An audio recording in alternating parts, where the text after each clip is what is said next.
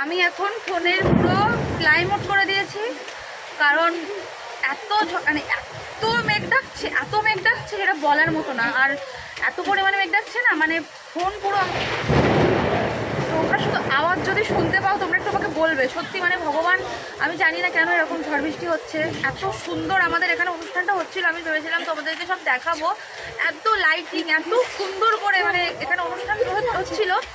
আমি পুরোটা ভেবেছিলাম তোমাদের ভিডিও করে দেখাবো, কিন্তু যখনই দোকানে এসেছি, আমি 8:30 নাগাদ দোকানে এসেছি, আমি ভেবেছিলাম যে যখন খেতে যাব ওখানে একটু দাঁড়াবো, সব তোমাদের ঘুরিয়ে দেখাবো, ভিডিও করে তোমাদেরকে পোস্ট করব।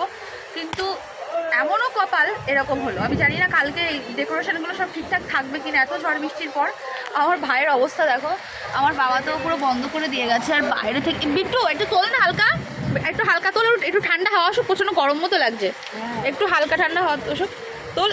এটা প্রচণ্ড শক্ত, আমার বাবা ছাড়া কেউ তুলতে পারে না। তোল, বল দিচ্ছি।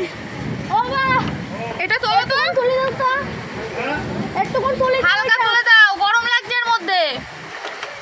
আমার বাবা হালকা, না ঠিক আছে ঠিক আছে ঠিক আছে। এই অবস্থা তোমরা দেখো, আমি বারবার বাইরে এসে ভিডিও করছি আর আমার কিন্তু ভীষণ ভয় লাগছে। ও বাবা, কি অবস্থা বাবা, ভীষণ ভয় লাগছে, ভীষণ।